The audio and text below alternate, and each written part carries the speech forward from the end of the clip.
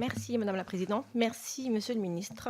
Je souhaite vous interroger sur la situation économique au Liban et plus précisément sur l'impact de la crise du système bancaire libanais, tant sur nos institutions bancaires que sur les Français résidant au Liban.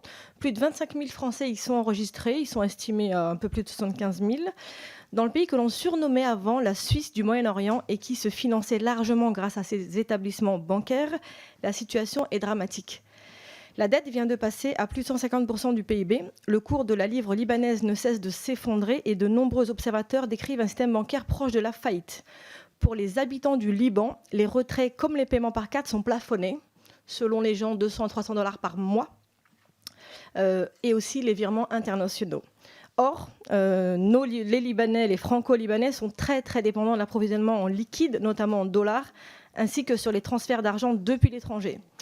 Ces compatriotes se trouvent dans une situation absolument invivable, gérée au jour le jour, qui les empêche de rembourser leurs crédits de biens en France, de payer la santé, comme la CFE, donc la Caisse des Français étrangers, de payer les études de leurs Français à l'étranger, et se plaignent quotidiennement et nous écrivent aux sénateurs et aux députés français à l'étranger.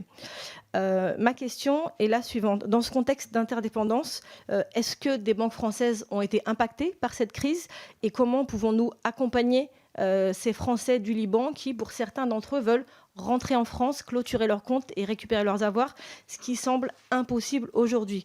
Mais je voudrais profiter de cette prise de parole pour vous parler de deux sujets qui me tiennent particulièrement à cœur. Vous avez parlé de la batterie électrique et de la souveraineté de la France sur nos batteries électriques. Je voudrais savoir quelle est notre stratégie en termes d'approvisionnement, notamment sur les minerais, notamment RDC, là où je déplore le fait qu'on ait de moins en moins d'équivalents temps plein dans les ambassades pour travailler un partenariat avec la RDC. Ce partenariat est très demandé par le nouveau gouvernement de Tshisekedi. Et autre sujet qui me tient particulièrement à cœur pour nos entreprises, nos jeunes entreprises françaises qui innovent, qui font de la recherche. Elles souhaitent bénéficier de fonds européens, notamment Horizon 2020 et après 2021, Horizon Europe. Toutes ces demandes doivent être faites en anglais. Et même si elles peuvent être bonnes en anglais, traduire de la recherche et développement en anglais est très compliqué. Comment pouvons-nous aider ces startups à aller chercher ces milliards d'euros pour innover et faire de la recherche en France? Merci. Merci, Madame la députée. Aurélien Lacrafi, sur la situation du Liban, elle me remplit de tristesse, je ne vous le cache pas, c'est un pays que j'aime profondément et c'est triste de voir les difficultés économiques que traverse le Liban aujourd'hui. Il y a un élément d'espoir, c'est la mise en place du gouvernement de M. Diab.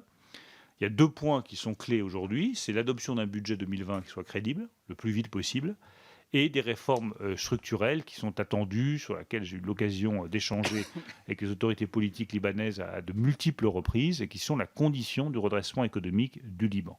Quant au plafonnement des retraits de devises, 300 dollars par semaine en moyenne, c'est la règle libanaise qui a été fixée. Le Liban étant un État souverain, elle s'impose évidemment à toutes les banques.